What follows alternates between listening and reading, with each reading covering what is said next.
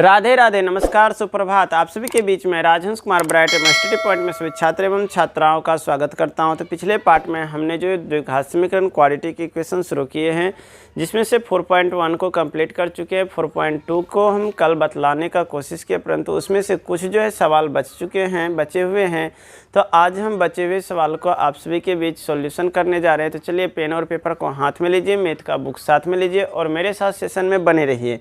तो एक्सरसाइज जो है 4.2 में बोला गया है क्या, प्रश्न नंबर 3 की ऐसी दो संख्या ज्ञात कीजिए जिनके योग 2700 और गुणनफल 182 हो। यहाँ पर हम देखते हैं कि प्रश्न को सबसे पहले अच्छी प्रकार से समझते हैं। तो कहा क्या कि दो ऐसी संख्या ज्ञात कीजिए, अर्थात दो संख्या हमें ज्ञात करने के लिए बोला क्या, जिसका योग 2700 और गुणनफल 182। जैसे कि हम मान लेते हैं यहाँ पर कि बोल रहा था दो संख्या ज्ञात कीजिए, तो एक संख्या को हम x मानते हैं, तो दूसरा संख्या बोला गया है कि योग कितना 27। तो अर्थात दूसरा संख्या 27 में से हम x को घटा देंगे तो यह मेरा दूसरा संख्या बन रहा है। तो इस प्रकार से हम देख रहे हैं क्या, प्रश्न जो बोल रहा था कि दो संख्या, तो मेरा एक संख्या हो गया x और दूसरा हो गया 27 माइनस x। क्योंकि योग बोला था तो हम दोनों को जब आपस में जोड़ेंगे x प्लस 27 माइनस x, तो x से x कैंसिल होने पर यहाँ पर 27 आ रहा है। जैसा प्रश्न बोला यहाँ पर वैसा हो रहा है। फिर उसके बाद बोला गया क्या, गुणनफल 182, दोनों संख्याओं का गुणनफल 182 है। तो यहाँ पर हम दोनों संख्या को जब गुना करेंगे तो यह मेरा होगा, यह जो होगा 182 के बराबर। तो यह जो है इस प्रकार से हम समझाने का कोशिश किए।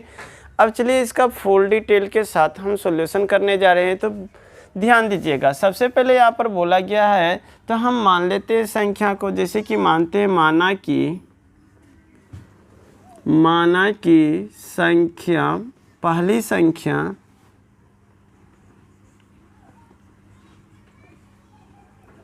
पहली संख्या x।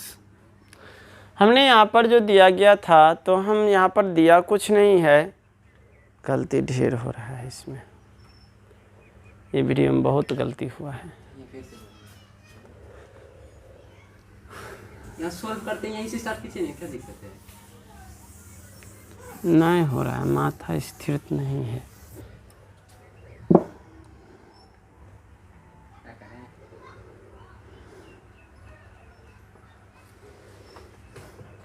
आज 3 गो क्वेश्चन है।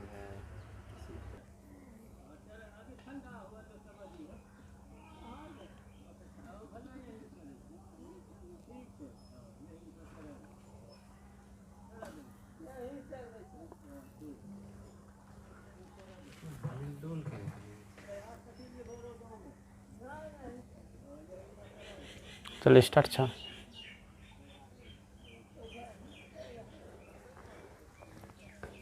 राधे राधे, नमस्कार, सुप्रभात, सत श्री अकाल। मैं आप सभी के बीच राधे राधे, नमस्कार, सुप्रभात। मैं आप सभी के बीच राजहंस कुमार ब्राइट स्टडी पॉइंट में सभी छात्र एवं छात्राओं का स्वागत करता हूं। तो पिछले पार्ट में आप सभी के बीच क्वाड्रेटिक इक्वेशन द्विघात समीकरण के बारे में चर्चा किए थे, जिसमें से 4.2 को कवर कर रहे थे। कुछ प्रश्न बच गए थे, उस प्रश्न को आज हम सॉल्व करने जा रहे हैं। तो चलिए बिना देर किए हुए पेन और पेपर को हाथ में लीजिए, मैथ का बुक साथ में लीजिए और मेरे साथ बने रहिए। तो यहाँ पर प्रश्न नंबर 3, 2 तक हम कंप्लीट कर चुके थे, हम 3 नंबर प्रश्न की बात कर रहे हैं। तो तीसरा नंबर प्रश्न में बोला क्या, ऐसी दो संख्याएं ज्ञात कीजिए जिनका योग 27 हो और गुणनफल 182 हो। तो हमें दो संख्या ज्ञात करने के लिए बोला है। तो हम चलिए यहाँ पर मान लेते हैं, लिखेंगे माना कि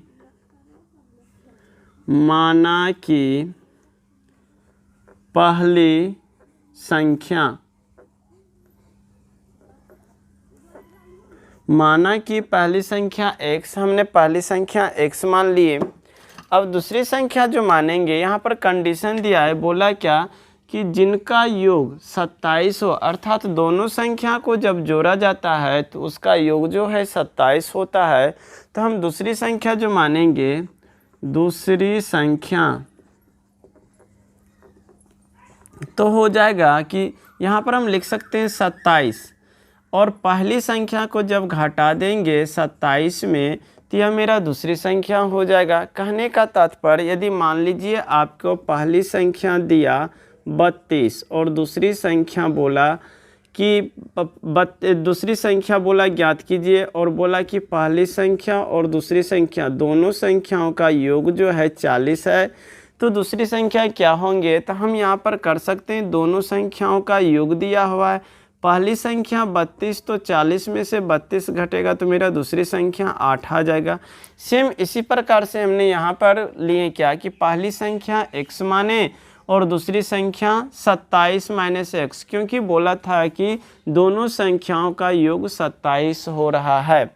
अब चलिए आप प्रश्न से, तो प्रश्न से हम चलते हैं। तो प्रश्न में बोला क्या कि गुणनफल 182 हो, अर्थात दोनों संख्याओं का गुणनफल जो है 182 है। तो हम पहली संख्या को गुना कर देते हैं दूसरी संख्या में, तो यह 182 के बराबर हो जाएगा।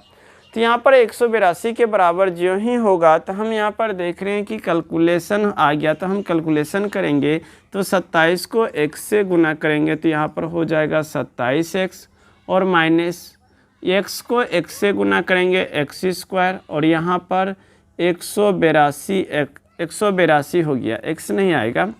अब चलिए हम यहाँ पर देखते हैं क्या कि x स्क्वायर लेफ्ट साइड में मेरा माइनस में है तो राइट साइड ले जाएंगे तो यह हो जाएगा प्लस में x स्क्वायर, फिर 27 प्लस में है तो बराबर के दूसरे साइड माइनस में 27x और यहाँ पर पहले से ही 182 प्लस में इक्वल टू 0 कर दिए। अब यहाँ पर होता है क्या, तो देख रहे हैं कि मेरा द्विघात समीकरण आ गया क्वाड्रेटिक इक्वेशन। तो क्वाड्रेटिक इक्वेशन को हम सॉल्व करने के लिए बतलाए थे फर्स्ट को लास्ट से गुना, तो जब फर्स्ट को लास्ट से गुना करेंगे तो 182 एक्स स्क्वायर हो जाएगा। 182 एक्स स्क्वायर होगा तो हम सबसे पहले इसको जो है ना फैक्टर में तोड़ देंगे, तो 2 से तो यहाँ पर 9 और 1 यहाँ पर हो जाएगा 13 से, तो 63 91। हाँ ठीक है। अब चलिए हमें बीच वाला टर्म पुराना पड़ता है। ये फैक्टर को जो है दो पार्ट में बनाकर या तो जोड़कर या घटाकर मेरा एक ही मकसद होता है क्या कि जो बीच वाला पार्ट है, बीच वाला पार्ट को हमें बनाना। तो यहाँ पर देख रहे हैं 13 और यहाँ पर देख रहे हैं क्या 7 दूनी 14। यदि 13 में 14 को जोड़ा जाए, 13 में 14 को जोड़ा जाए तो देख रहे हैं 4 3 7 और 1 1 2 27 हो रहा है। लेकिन यहाँ पर देख रहे हैं माइनस में, तो हम दोनों पार्ट को माइनस में ले लेंगे क्योंकि माइनस माइनस प्लस, तब जाके यहाँ पर मेरा क्या हो जाएगा 27x। अब यहाँ पर देखते हैं तो यह मेरा हो गया एक्स स्क्वायर, यहाँ पर हो जाएगा 13x और माइनस 14x और प्लस में 182 इक्वल टू 0। अब इतना करने के बाद मेरा एक काम बच जाता है कि कॉमन पार्ट को सिलेक्ट करना। तो कॉमन पार्ट को चलिए सिलेक्ट करते हैं। तो कॉमन पार्ट दिख रहा है यहाँ पर x है और x है, तो हमने x को कॉमन पार्ट सिलेक्ट कर लिए। तो यहाँ पर एक्स स्क्वायर है, तो एक्स स्क्वायर में जब x से भाग देते हैं, एक्स स्क्वायर में x से भाग देंगे तो x कैंसिल हो जाएगा तो बच जाता है x, तो हम ब्रैकेट के अंदर लिख दिए। और यहाँ पर देख रहे हैं माइनस था, माइनस दिए और यहाँ पर 13x है, 13x में जब हम x से भाग देते हैं तो x मेरा ख़त्म हो जाएगा, बच जाएगा 13, तो हम ब्रैकेट के अंदर 13 लिख दिए। अब यहाँ पर जो है देख रहे हैं कॉमन टर्म क्या है, x है इनके पास, परंतु यहाँ पे x नहीं है तो हम x को कॉमन नहीं ले सकते। अब जब x नहीं हुआ तो हम आते हैं डिजिट पे, तो यहाँ पर देख रहे हैं 14, यहाँ पर देख रहे हैं 182। 14 से जब भाग देंगे तो एक बार में उतरेगा कितना, तो 4 14 28 34 42, यानी पूरा पूरा कट रहा है 14 से। तो यहाँ पर हम माइनस में 14 कॉमन ले लिए, तो यहाँ पर बच गया x हम ब्रैकेट के अंदर लिख दिए। अब यहाँ पर माइनस, यहाँ पर प्लस, तो प्लस माइनस हो जाएगा माइनस।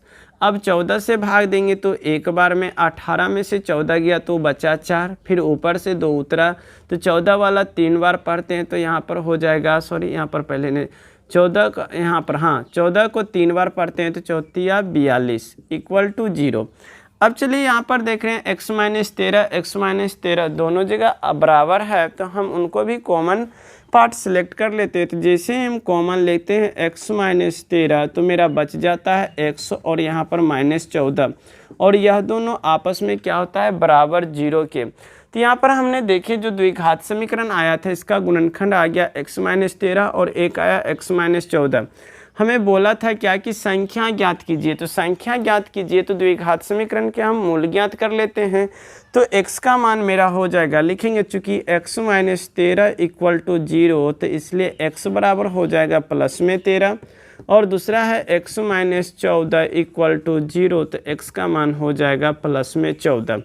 अब यहाँ पर देख रहे हैं x का जो मान आ रहा है दोनों प्लस में ही है, दोनों प्लस में ही है, तो हम कह सकते हैं कि x का मान प्लस में 13 भी हो सकता है और 14 भी हो सकता है, लेकिन हम किसी एक को सिलेक्ट करेंगे। तो लिखेंगे अतः पहली संख्या हम x का मान 14 लेंगे तो मेरा दूसरी संख्या जो है 13 ऑलरेडी आ जाएगा। तो दूसरी संख्या हो जाएगा, दूसरी संख्या x 27 माइनस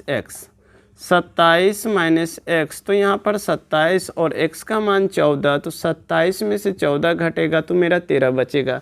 तो आप इस प्रश्न को समझ गए होंगे, आप अच्छी प्रकार से इसको नोट कर लीजिए।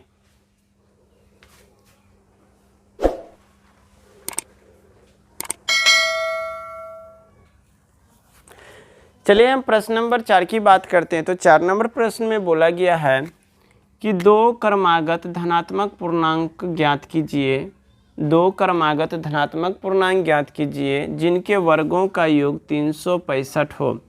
तो यहाँ पर हम सबसे पहले हम पिछले चैप्टर में क्रमागत के बारे में हम बतलाए थे, हम पुनः जो है आप सभी के बीच क्रमागत के बारे में समझाते हैं। क्रमागत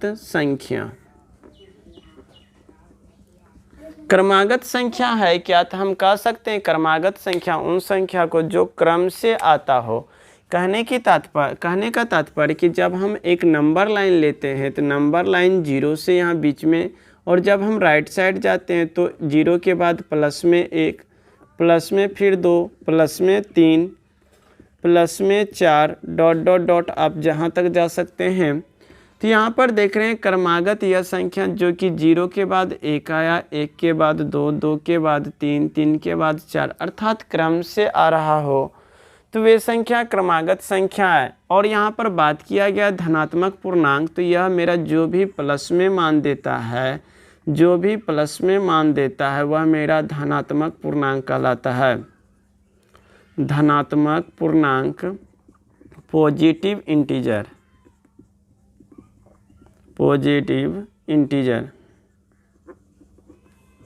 तो यहाँ पर जान गए कि धनात्मक पूर्णांक है क्या। तो यहाँ पर बोला गया कि दो क्रमागत धनात्मक पूर्णांक ज्ञात कीजिए। तो चलिए हम यहाँ पर सॉल्व करते हैं। तो सबसे पहले मान लेते हैं कि माना कि पहली धनात्मक क्रमागत लिखना पड़ेगा, क्रमागत धनात्मक पूर्णांक हमने x मान लिए। यहाँ पर पहली क्रमागत पूर्णांक संख्या जो हमने यहाँ पर माने हैं वह x है। अब दूसरे जो मानते हैं तो बोला क्या कि दूसरा, तो हम देख रहे हैं जब दूसरा मानेंगे तो यहाँ पर देखते हैं 1 के बाद 2, 2 के बाद 3 के बाद 4 के बाद 5 के बाद 6, इस प्रकार से आएगा। तो हम सभी संख्याओं का अंतर देखते हैं तो अंतर सभी का आपस में बराबर आता है, जो कि यहाँ पर 2 में से 1 घटाएंगे तो 1, 3 में से 2 घटाएंगे तो 1, 4 में से 3 घटाएंगे तो 1, 5 में से 4 घटाएंगे 1। इस प्रकार से देख रहे हैं सभी संख्याओं के बीच का अंतर जो है 1 आता है। अर्थात अगला क्रमागत संख्या, मान लीजिए कि मेरा x का मान 4 आ गया, तो अगला क्रमागत संख्या जो होगा तो अगला क्रमागत संख्या लाने के लिए हम 4 में 1 जोड़ेंगे तो वह मेरा संख्या क्या होगा 5। तो इसी प्रकार से हम यहाँ पर जो पहली क्रमागत धनात्मक पूर्णांक x जो माने हैं तो दूसरा मेरा हो जाएगा, तो लिखेंगे दूसरा क्रमागत धनात्मक पूर्णांक x प्लस 1, क्योंकि हम देख रहे थे सभी संख्याओं के बीच में एक का अंतर होता है तो हमने एक जोड़ दिए। अब प्रश्न से बोला क्या कि जिनके वर्गों का योग 365 है।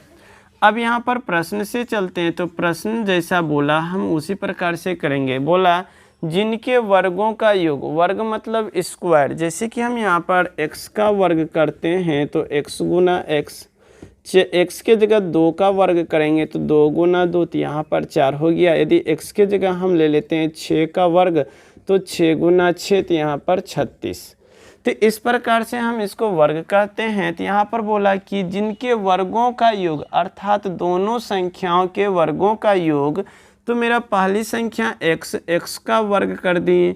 फिर बोला कि दोनों संख्याओं के वर्गों का योग, तो दूसरा संख्या जो मेरा है x प्लस 1, इसका भी वर्ग कर दिए। और दोनों संख्याओं के वर्गों का योग जो है बोला 365 है, तो हम 365 के बराबर लिख दिए।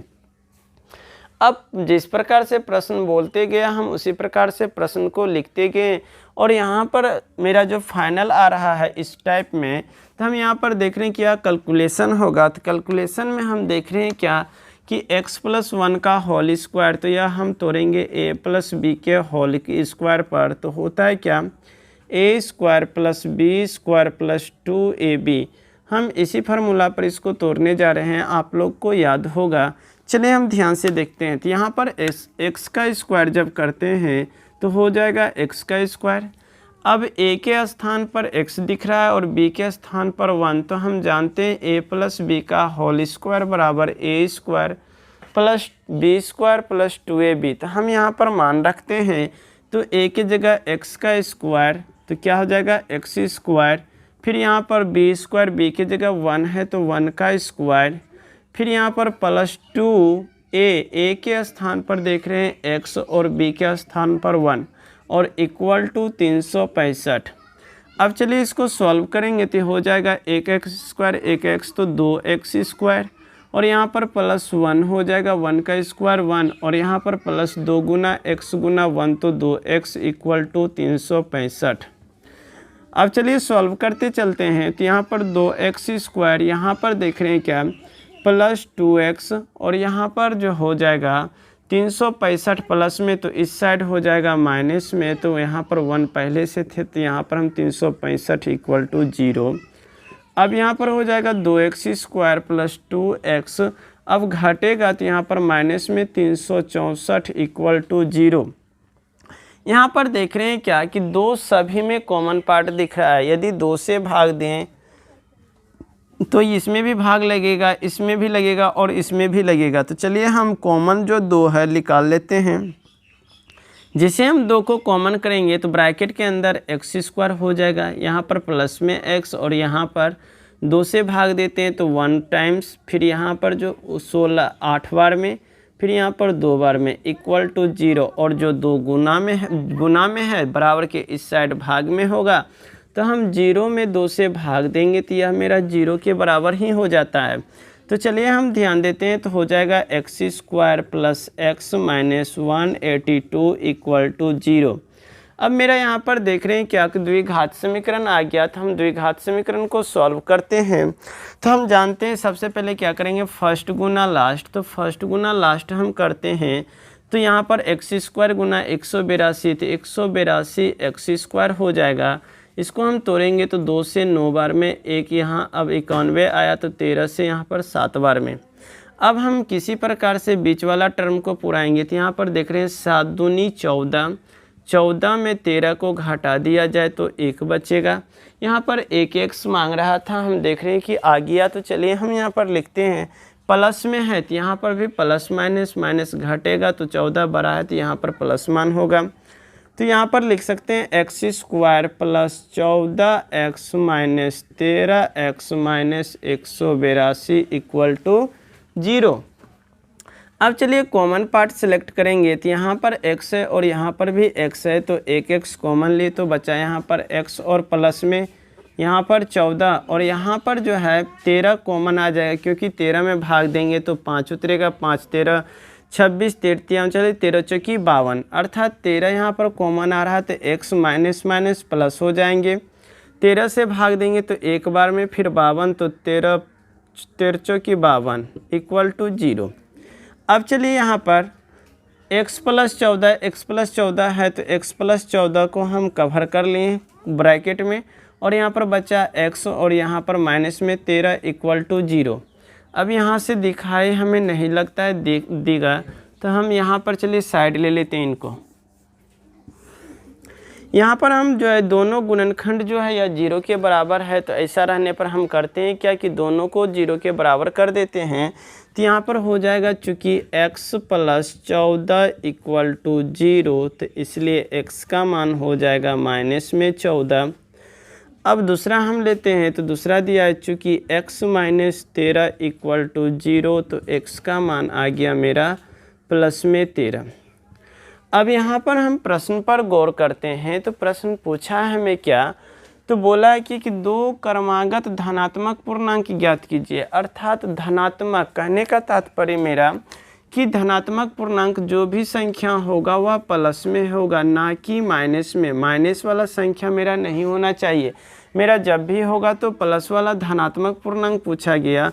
तो यहाँ पर देख रहे हैं -14, यह धनात्मक नहीं ऋणात्मक है, तो 14 मेरा नहीं होकर यह 13 मेरा होगा। तो हम यहाँ पर माने पहली क्रमागत धनात्मक पूर्णांक संख्या x, तो x का मान यहाँ पर 13 दिया था, हम लिखेंगे अतः पहली धनात्मक पूर्णांक, पहली क्रमागत भी होता, पहली क्रमागत यहाँ पर लिख देते हैं क्रमागत धनात्मक पूर्णांक संख्या 13, दूसरी हो जाएगा दूसरी संख्या तो x + 1, तो x का मान 13 और 1 दिए, तो यहाँ पर 14। अब देख लीजिए x का मान 13 और उसके बाद 14, यह दोनों क्या है क्रम से आ रहे हैं, तो यह क्रमागत संख्या है। तो आप अच्छी प्रकार से समझ गए होंगे, हमें आशा है, विश्वास है आप वीडियो को वाचिंग करते हैं। अच्छा लगे तो कमेंट कीजिए, और जो बच्चा आप सभी से जुड़े हुए हैं, पढ़ रहे हैं, आपके साथी हो या सहपाठी हो या रिलेशन में हो, तो उन बच्चे तक जो है वीडियो पहुंचाने का थोड़ा कष्ट कीजिएगा, लाइक करवाइएगा, सब्सक्राइब कीजिएगा, और क्या कहें, चलिए नोट कीजिए।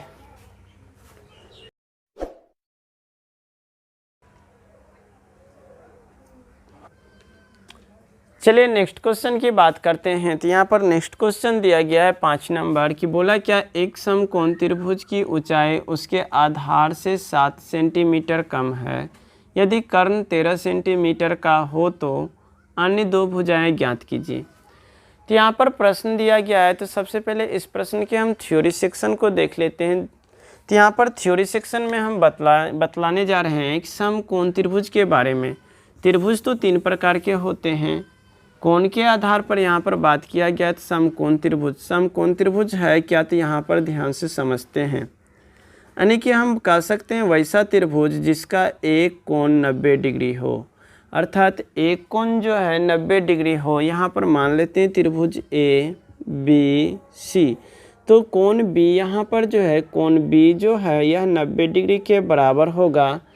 तो कोण 90 डिग्री के बराबर यदि एक एंगल हो तो वह मेरा समकोण त्रिभुज कहलाता है। तो हम यहाँ पर इसका डिफिनेशन की बात कर सकते हैं, जिसका एक कोण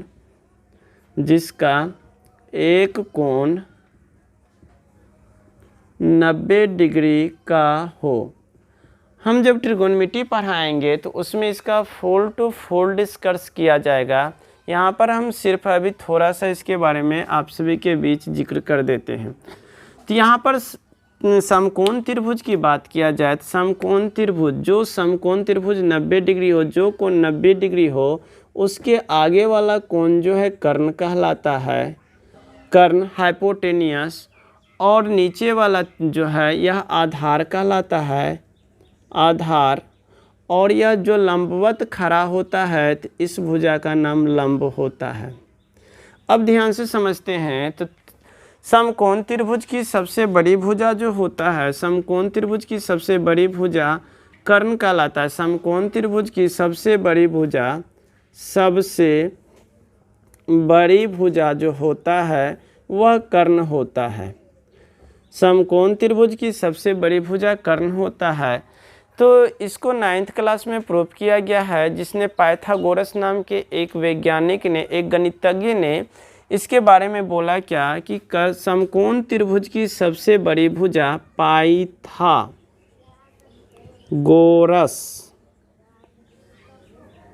के अनुसार, पाइथागोरस के अनुसार बोला गया था क्या कि समकोण त्रिभुज की सबसे बड़ी भुजा, तो सबसे बड़ी भुजा मेरा होता है यहाँ पर कर्ण है, तो सबसे बड़ी भुजा का वर्ग, बोला क्या कि समकोण त्रिभुज के सबसे बड़ी भुजा का वर्ग अन्य दो भुजाओं के वर्गों के योग के बराबर होता है। तो अन्य दो भुजा जो बचा, एक बचा लंब का स्क्वायर और दूसरा बचा आधार, तो बोला क्या दोनों का वर्ग किया जाए तो इन दोनों के वर्गों के योग के बराबर होता है। एक बार हम फिर से ध्यान देते हैं, बोला क्या पाइथागोरस के अनुसार कि समकोण त्रिभुज के सबसे बड़ी भुजा का वर्ग अन्य दो भुजाओं के वर्गों के योग के बराबर होता है। तो यहाँ पर इस फार्मूला को हम शॉर्ट में लिखते हैं, तो हम कह सकते हैं कर्ण को H से डिनोट करते हैं, लंब को P से डिनोट करते हैं और आधार को B से। तो हम बोल सकते हैं H का स्क्वायर इक्वल टू P का स्क्वायर प्लस B का स्क्वायर। यह फार्मूला हो गया। यहाँ पर बोला गया है कि एक समकोण त्रिभुज, तो आप समकोण त्रिभुज देख रहे हैं, बोला त्रिभुज की ऊंचाई, अर्थात यहाँ पर ऊंचाई की बात किया गया तो लंब की बात किया गया है, उसके आधार से 7 सेंटीमीटर कम है। आधार से जो ऊंचाई है 7 सेंटीमीटर कम। तो चलिए हम यहाँ पर प्रश्न को सॉल्व करते हैं। तो यह थोड़ा सा थ्योरी सेक्शन था, हम समझा दिए, जो कि इसका हम प्रयोग करने जा रहे हैं। यहाँ पर बोला समकोण त्रिभुज, तो सबसे पहले हम एक समकोण त्रिभुज को ड्रॉ कर लेते हैं। तो यहाँ पर हम समकोण त्रिभुज को ड्रॉ कर लिए। यहाँ पर हम मान लेते हैं ABC। यहाँ पर कोण B जो है मेरा 90 डिग्री है। अब चलिए बात करते हैं, बोला कि समकोण त्रिभुज की ऊंचाई उसके आधार से 7 सेंटीमीटर कम है, अर्थात ऊंचाई जो है आधार से, यह आधार हो गया, यह ऊंचाई, ऊंचाई जो है आधार से 7 सेंटीमीटर कम। तो आधार को हमने x मान लिए, तो ऊंचाई जो होगा आधार से 7 सेंटीमीटर कम, तो आधार में हमने 7 सेंटीमीटर घटा दिए। अब चलिए यहाँ पर आगे बोला गया है यदि कर्ण 13 सेंटीमीटर का हो, तो कर्ण यहाँ पर देख रहे हैं सबसे बड़ी भुजा, समकोण त्रिभुज की सबसे बड़ी भुजा कहलाता है कर्ण। तो कर्ण बोला है 13 सेंटीमीटर हो, तो अन्य दो भुजा ज्ञात कीजिए। तो यहाँ पर हम लिख देते हैं इसको लैंग्वेज में, तो लिखते हैं माना कि समकोण त्रिभुज का आधार, समकोण त्रिभुज का आधार हम माने हैं x, तो लिख देते हैं x सेंटीमीटर में है तो सबको सेंटीमीटर में। फिर ऊंचाई यहाँ पर क्या निकला, ऊंचाई जिस प्रकार से प्रश्न में बोला गया था क्या कि आधार से 7 सेंटीमीटर कम, तो आधार हमने x माने तो x में 7 सेंटीमीटर कम कर दिए, तो यह मेरा ऊंचाई निकल गया समकोण त्रिभुज का। और कर्ण यहाँ पर दिया गया है, कर्ण का मान बोला है 13 सेंटीमीटर। अब चलिए यहाँ पर बोला कि अन्य दो भुजाएं ज्ञात कीजिए, तो अन्य दो भुजा ज्ञात करने के लिए हम इस फार्मूले का प्रयोग करते हैं, पाइथागोरस ने दिया है। पाइथागोरस ने बोला क्या, तो यहाँ पर हम लिख देंगे सॉल्व जब करेंगे, तो पाइथागोरस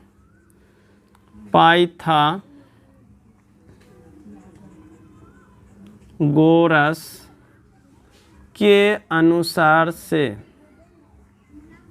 पाइथागोरस के अनुसार से हम क्या जानते हैं कि कर्ण का स्क्वायर बराबर होता है लंब का स्क्वायर और जोड़ आधार का स्क्वायर। तो यहाँ पर कर्ण दिया हुआ है 13, तो हम 13 का स्क्वायर कर दिए, और लंब यहाँ पर जो है लंब यानी कि ऊंचाई, लंब यहाँ पर ऊंचाई बात किया गया जो कि है x-7 का होल स्क्वायर, स्क्वायर था स्क्वायर कर दिए, और प्लस आधार x है तो x का स्क्वायर। अब चलिए हम इसको अच्छी प्रकार से सॉल्व करेंगे। तो यहाँ पर 13 का जब हम स्क्वायर करेंगे तो स्क्वायर का मतलब हम अभी जस्ट पिछले क्वेश्चन में बतलाएं, जैसे एक्स स्क्वायर तो एक्स गुना एक्स, यहाँ पर एक्स के स्थान पर 10 ले लिए तो 10 का स्क्वायर तो 10 गुना 10। उसी प्रकार से हम 13 का जब स्क्वायर करेंगे 13 गुना 13 तो 169 आएगा। अब यहाँ पर देख रहे हैं x-7 का होल स्क्वायर, तो यहाँ पर जो फार्मूला लगने वाला है वह फार्मूला हो जाएगा a माइनस बी का होल स्क्वायर बराबर a square plus b square minus 2ab।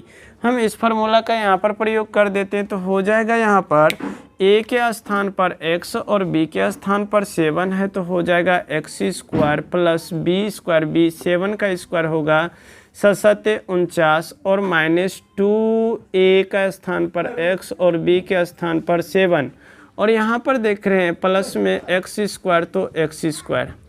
अब चलिए यहाँ पर ध्यान देते हैं तो 169 equal to 1x square, 1x square तो 2x स्क्वायर, और प्लस में हो जाएगा यहाँ पर 7 दूनी 14, सॉरी माइनस में यहाँ पर लिख देते हैं 7 दूनी 14x, और यहाँ पर प्लस में 49।